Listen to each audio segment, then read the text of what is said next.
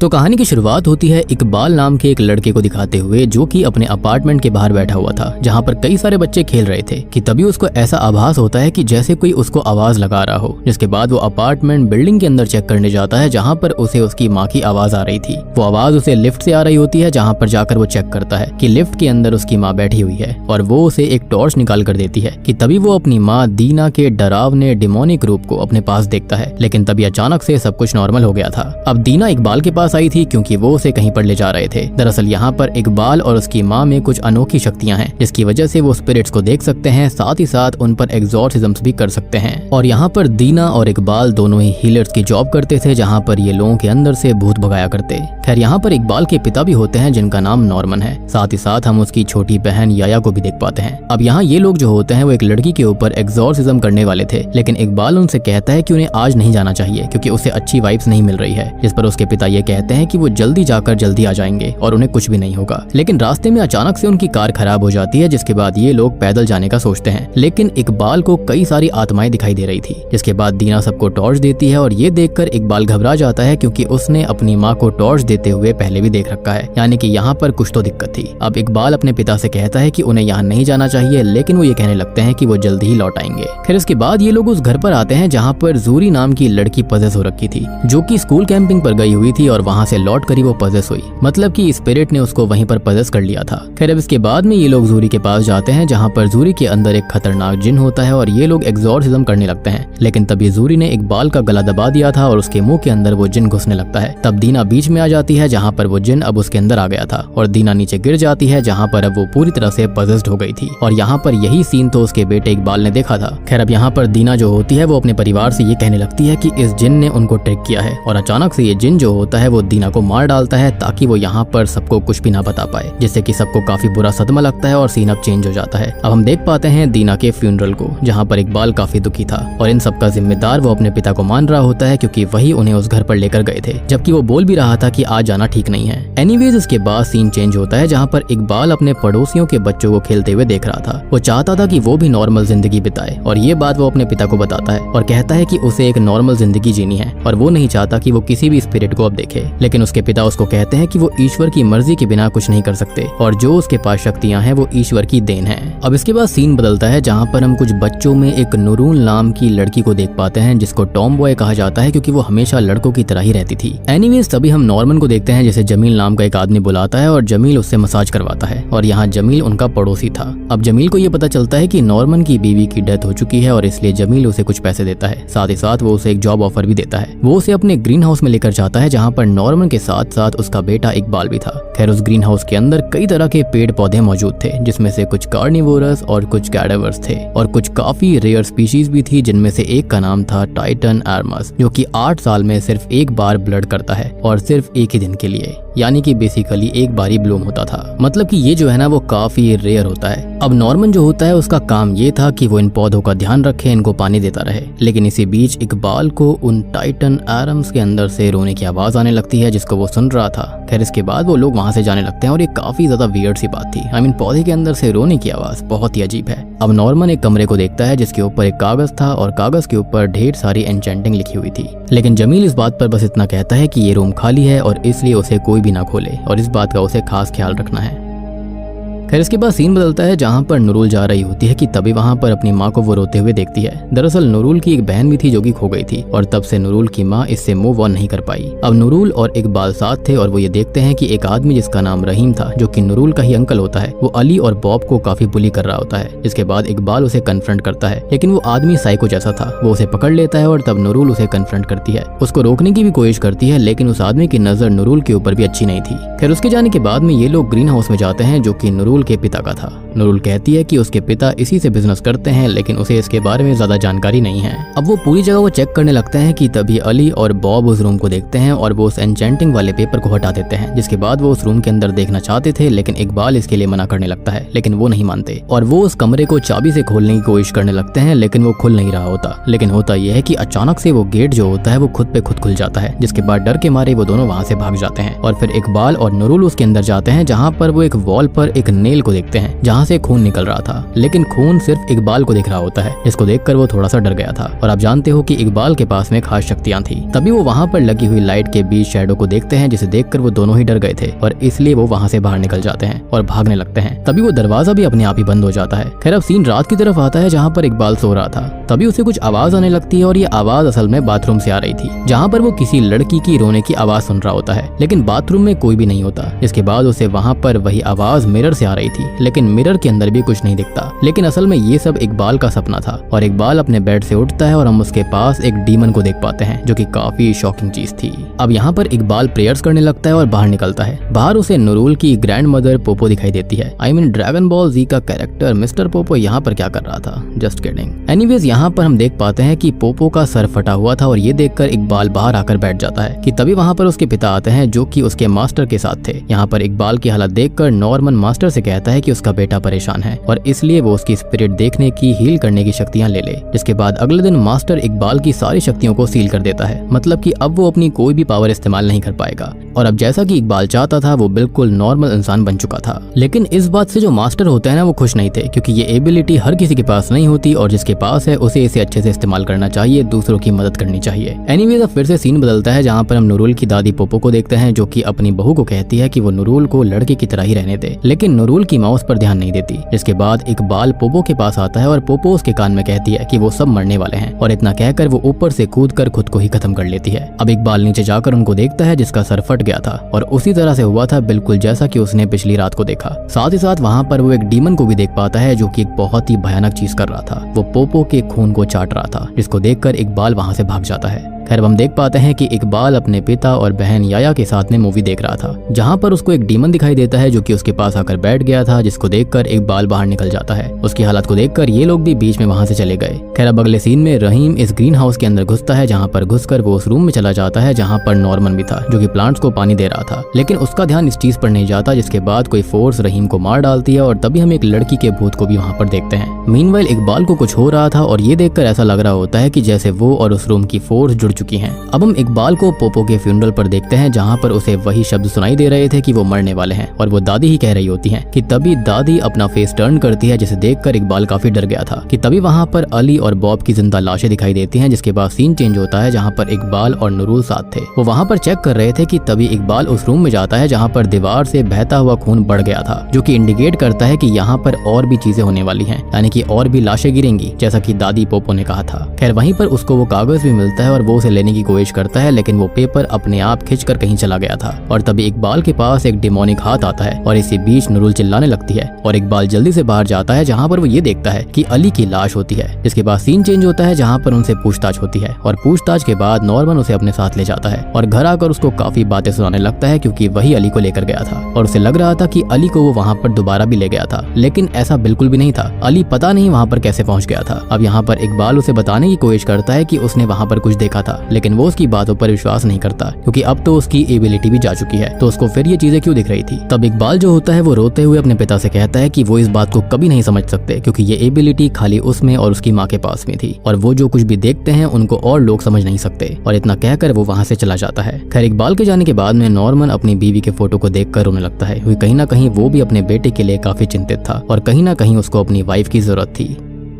खैर अब रात में हम इकबाल को देखते हैं, जो कि सोने की कोशिश कर रहा था और तभी उसे नुरुल के फ्लोर से आवाज आने लगती है, जिसको सुनकर वो ऊपर चेक करने जाता है, जहाँ पर सब कुछ नॉर्मल था। और इतना ही नहीं, वहाँ पर पोपो की लाश भी रखी हुई थी, जिसका फ्यूनरल कल होने वाला था। तभी पोपो की लाश अचानक से उठ जाती है और खाना बनाकर इकबाल को सर्व करती है। इकबाल को लगता है कि ये नुरुल है, इसलिए वो उस खाने को खाने लगता है, लेकिन वो खाना असल में कच्चा मांस था, जिसे पोपो अपने पेट से चीर कर सर्व कर रही थी। और वहीं पर इकबाल नुरुल को भी देखता है, जो कि अजीब ढंग से खाना खा रही थी, जिसको देखकर वो काफी डर गया था। और इकबाल को यही समझ में नहीं आ रहा था कि जब मास्टर ने उसकी एबिलिटी ले ली है, तो उसके बावजूद भी उसको ये चीजें क्यों दिख रही हैं। खैर अब अगली सुबह इकबाल को दिखाया जाता है, जो कि अपने बेड पर था और उसके पिता को लग रहा था कि उसकी तबीयत ठीक नहीं है। वहाँ पर उससे मिलने के लिए नुरुल भी आई हुई थी। अब वो नुरुल को अकेले में बताता है कि वो कुछ चीजें देख सकता है, जिसके अंदर वो अलग डायमेंशंस, जिन्स और स्पिरिट सबको देखता है। अब नुरुल जो होती है वो ये सारी बातें सुनकर इकबाल के ऊपर भरोसा करती है कि हाँ ऐसा बिल्कुल होता होगा। बेसिकली वो उसे डिमोटिवेट नहीं करना चाहती थी। अब इकबाल ये बताता है कि कल रात उसने उसे देखा था और जिसको भी भी वो देखता है वो अजीब ढंग से मारा जाता है। पहले दादी के साथ हुआ, फिर अली के साथ। तब नूरुल ये कहने लगती है कि उसे विश्वास है कि अगर उसे कुछ होगा भी तो उससे पहले ही इकबाल उसे बचा लेगा।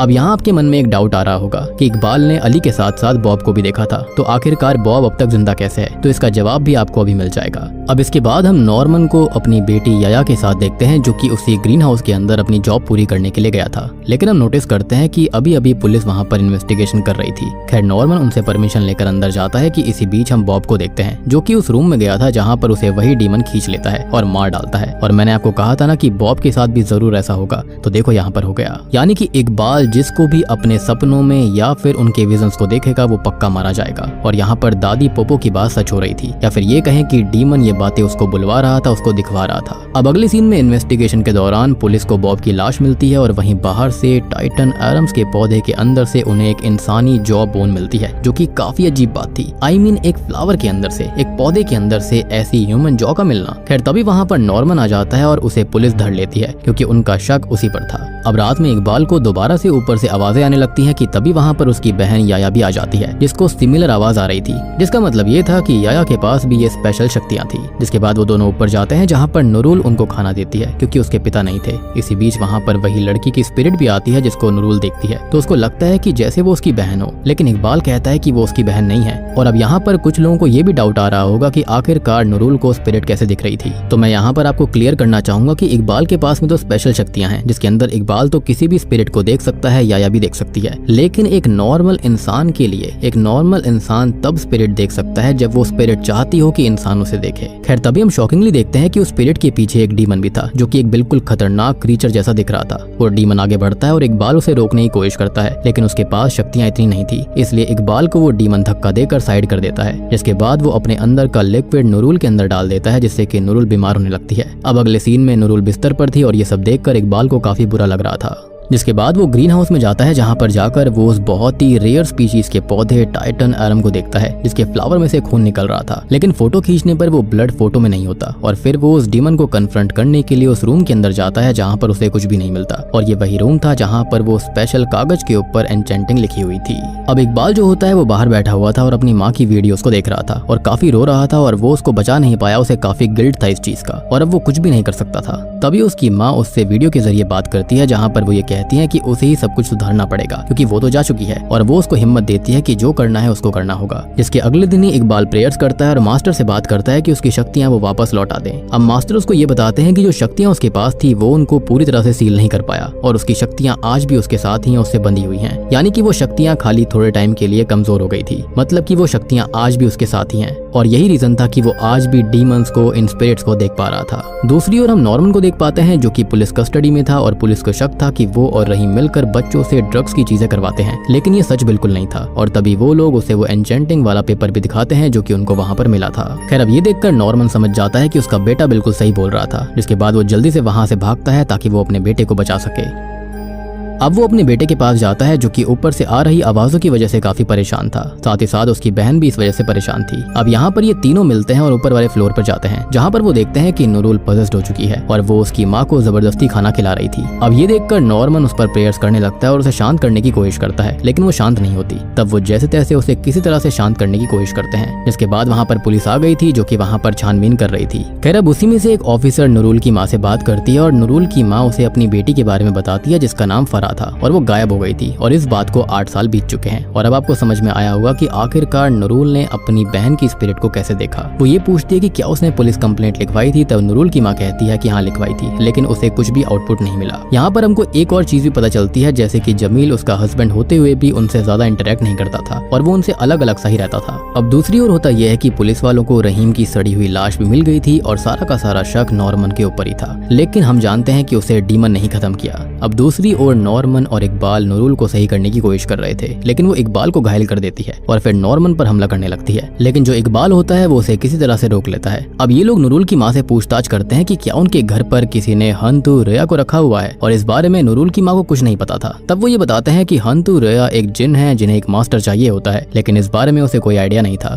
अब तभी ये लोग जमील से इस बारे में पूछने की कोशिश करते हैं और वो उस फ्लावर मतलब कि टाइटन एरम का फोटो उसे भेजते हैं जिससे खून आ रहा था। उनको लग रहा था कि शायद से जमील को कुछ पता होगा या फिर शायद उसने हंतु रिया को रखा हो। अब अचानक से होता यह है कि नूरुल उठती है और एक क्रीचर को जन्म देकर वहां से भाग जाती है। तब इकबाल उसके पिता से यह कहता है कि वो उसकी पावर्स को वापस ओपन कर दे ताकि वो उस क्रीचर के जरिए पता लगा सके कि आखिरकार हो क्या रहा है और वो क्रीचर चाहता क्या है। लेकिन उसके पिता इसके लिए मना करते हैं क्योंकि ये डेंजरस हो सकता था और ये कहने लगते हैं कि वो हीरो ना बने। जिसके बाद उनको याया की आवाज आती है जिसे देखने वो किचन में जाते हैं। वहाँ पर याया मौजूद थी लेकिन फ्रिज के ऊपर नूरुल मौजूद होती है जो कि नॉर्मन के ऊपर चाकू से हमला कर उसे स्टैब कर देती है कि तभी वहाँ पर उसका बेटा आ जाता है जो कि अपने पिता से अपनी पावर्स को अनलॉक करवा देता है। जिसके बाद वो नूरुल को कन्फ्रंट करके उसके अंदर के जिन को अपने अंदर लेता है और इसके बाद वो खुद पजेस्ड हो गया था और सीधा वो ग्रीन हाउस में आ जाता है जहाँ से वो उस टाइटन एरम फ्लावर की मिट्टी को खोद देता है जिसके अंदर से निकलती है इंसानी हड्डियां और वो जॉ जो कि हमने पहले देखी थी और वो भी इसी का हिस्सा था। जिसके बाद वो उस रूम के अंदर जाता है और उसकी दीवार खोद कर उसमें से एक बैग को निकालता है कि तभी वहाँ पर नॉर्मन आ गया था और यहाँ पर नॉर्मन और उसमें झड़प हो जाती है जहाँ पर वो उस जिन को बाहर निकालने की कोशिश करता है। लेकिन वो जिन उसे भटकाने लगता है ये कहते हुए कि उसने अपनी बीवी को मरने दिया और अब वो अपने बेटे को भी मरता देखेगा। कि इसी बीच हम दूसरे डायमेंशन में इकबाल को देख पाते हैं जिसके सामने उसकी माँ आती है लेकिन असल में वो उसकी माँ नहीं थी, वो असल में वही जिन था जिसको वो कन्फ्रंट करता है और वो उसे वहां से जाने पर मजबूर कर देता है और फिर इकबाल भी नॉर्मल हो गया था। यानी कि इकबाल, उसकी माँ और याया इस तरह से वर्क करते हैं। वो यहाँ पर जिन को या फिर किसी भी स्पिरिट को अपने अंदर लेने की कोशिश करते हैं और उसके बाद में उनके ही डायमेंशन में जाकर उनको हराते हैं। खैर ये देखकर उसका पिता काफी खुश था कि उसका बेटा अब ठीक है। अब तभी हमें जमील को दिखाया जाता है जो कि घर पर आता है और वो अपने ग्रीन हाउस आया था ताकि वो अपने फ्लावर को ब्लूम होते हुए देख सके जो कि 8 साल में एक ही बार ब्लूम होता था। लेकिन वो देखता है कि उसके फ्लावर की मिट्टी से हड्डियां खोदकर निकाल ली गई हैं। अब ये सब देखकर जमील काफी हैरान था जिसके बाद वो वहां से जाने लगता है। लेकिन तभी वो जो जिन होता है वो सबके सामने उसे खींचकर उस रूम के अंदर ले आया था। और दोस्तों अब यहाँ पर खुलते हैं इस मूवी के असली पत्ते और यहाँ पर एक बहुत बड़ा ट्विस्ट रिवील होता है। हमको फ्लैशबैक दिखाया जाता है। सीन पास्ट में आ गया था जहाँ पर हम कुछ गहरे राज जान पाते हैं जो कि था जमील वो एक नीच इंसान था। उसने नीचता की सारी हदें पार कर दी थी क्योंकि वो अपनी बेटी के साथ में गलत काम करता था, उसको सेक्सुअली अब्यूज किया करता था जिस वजह से उसकी बेटी प्रेग्नेंट हो गई थी। जी हाँ, लेकिन उसे हॉस्पिटल ले जाने के बजाय वो उसे उसी ग्रीन हाउस वाले रूम में लेकर आया था जहाँ पर पोपो भी थी। जी हाँ, उसकी दादी। अब पोपो यहाँ पर उसका साथ नहीं देना चाहती थी लेकिन जमील ने धमकी दी थी कि वो नूरुल और उसकी माँ की भी जिंदगी इस तरह से नर्क बना देगा और इसलिए उसने कुछ भी नहीं किया। यानी कि पोपो यहाँ पर सब जानती थी। अब फरा की डिलीवरी का वक्त आ चुका था लेकिन यहाँ पर जो उसके पेट में बच्चा पल रहा था वो बच्चा नहीं था बल्कि एक डीमन या फिर ये कहूँ कि जिन था। दरअसल जब जमील उस टाइटन फ्लावर को लेकर आया था तब उसके साथ एक जिन अटैच हो रखा था जो कि एक मास्टर को भी ढूंढ रहा था और अब वो जिन फरा के पेट में पल रहे बच्चे के अंदर था। वो जिन जमील को कहता है कि फरा उसकी मास्टर है और वो प्योर है और इसलिए वो उसके साथ रहेगा और उसे मरने नहीं देगा और यहाँ पर आप लोग मास्टर को एक तरह से होस्ट की तरह समझो। खैर ये सब सुनकर जमील को गुस्सा आ गया था और उसने फौरन ही फरा के पेट को चीरकर उस जिन यानी कि बच्चे को निकाल लिया जिससे कि फरा वहीं पर मारी गई यानी कि खुद की बेटी को मार डाला। जिसके बाद उसने फरा की लाश को उसी फ्लावर की मिट्टी में डंप कर दिया था और बाकी उस जिन वाले बच्चे को उस रूम की दीवार में सीमेंट से बंद कर दिया। और ये काम उसने एक और आदमी के साथ मिलकर किया विच एक्सप्लेन्स कि इस फ्लावर के नीचे हड्डियां क्यों थी, यानी कि वहाँ पर जॉ क्यों था और ये सारी चीजें वहाँ पर क्यों पाई गई थी क्योंकि वो किसी और की नहीं बल्कि यहाँ पर उसकी खुद की बेटी फरा की लाश की हड्डियां थी। और यही रीजन है कि कभी भी पुलिस को फरा मिल नहीं पाई। और आपको ये भी समझ में आया होगा कि अब तक यहाँ पर जो डीमन दिख रहा था वो डीमन नहीं बल्कि जिन था और फरा के पीछे पीछे यानी कि फरा की स्पिरिट के पीछे वो डीमन नहीं था बल्कि वो उसका खुद का बच्चा था या फिर ये कहें कि उसका सर्वेंट था। और आपको यहाँ पर 2 बातें और समझ में आई होंगी कि आखिरकार यहाँ पर जमील ने क्यों कहा था कि कोई भी उस रूम के अंदर न जाए और दीवार के अंदर से खून क्यों निकल रहा था क्योंकि वहाँ पर उस जिन वाले बच्चे को दफनाया गया था। खैर इसके बाद जमील ने किया ये कि उसने रूम को बंद कर उसके ऊपर पेपर पर एन्चेंटिंग लिख दी थी ताकि वहाँ से कोई भी बाहर ना आ पाए। और वो जो शैडो लाइट के बीच आप देख रहे हो वो एक पोर्टल है जो कि दूसरे डायमेंशन में जाने का रास्ता था और उसी की वजह से डीमन उस रूम के अंदर कैद था। लेकिन बॉब और अली की मस्ती की वजह से वो बाहर आ गया था, आजाद हो गया था। तो दोस्तों ये काफी ज्यादा इंटरेस्टिंग ट्विस्ट यहाँ पर था और अब जाकर काफी सारी मूवी क्लियर हो गई है। अब तक तो ऐसा लग रहा था कि जैसे हो क्या रहा था। खैर अब जिन ने सच्चाई सबके सामने ला दी थी और जब ये बात सबको पता लगती है तब फरा की माँ यानी कि नूरुल की माँ जो होती है वो जमील के ऊपर काफी गुस्सा करती है। और अब आपको ये भी समझ में आ गया होगा कि जमील यहाँ पर इन सबसे बिल्कुल कटा क्यों रहता था। और अब यहाँ पर जमील की बीवी जो होती है वो बहुत गुस्से में थी क्योंकि उसने उससे उसकी बेटी छीन ली थी और उसकी इतनी गंदी नजर अपनी खुद की बेटी पर थी। अब यहाँ जमील की बीवी जो होती है वो अपने पति को सजा देना चाहती थी लेकिन उसके बदले वो जो जिन होता है वो बहुत ही ज्यादा गुस्से में आता है। यहाँ पर वो सबके सामने उसे सबक सिखाता है और उसको खत्म करके अपने डायमेंशन में ले गया था जहाँ पर अब जो फरा होती है उसकी स्पिरिट आकर अपने ही पिता को मार डालती है यानी कि उसकी स्पिरिट तक को उसने खत्म कर दिया था। जिसके बाद होता यह है कि इकबाल और नॉर्मन दोनों ही मिलकर उस जिन के पोर्टल को बंद कर देते हैं, जिसके बाद जिन हमेशा के लिए वहां से चला जाता है। यानी कि पहली बार ऐसा हुआ था कि यहाँ पर जिन या फिर डीमन जो था वो यहाँ पर इविल नहीं था, बल्कि यहाँ पर जमील जो था इंसान था, वो एक बहुत बड़ा डीमन था। खैर इसके बाद सीन चेंज होता है जहाँ पर नॉर्मन अपने बेटे इकबाल और याया के साथ अपनी बीवी की ग्रेव पर जाता है, जहाँ पर नॉर्मन अपने बेटे पर गर्व महसूस कर रहा था क्योंकि उसका बेटा अपनी माँ के रास्ते पर चल रहा था। अब इसी बीच होता यह है कि याया जो थी उसके पास में भी काफी सारी शक्तियां थी और याया को काफी सारे मुर्दे चलते हुए दिखते हैं, जिनको देखकर वो हैरान हो गई थी। तो यहाँ पर उसके अंदर भी खास शक्तियां थी जो कि अब जाकर अनलॉक हो गई हैं। और यहाँ इकबाल और नॉर्मन हंसने लगते हैं क्योंकि उनके लिए रोज का था। और बूम, इसी के साथ ये मूवी यहीं पर खत्म हो जाती है।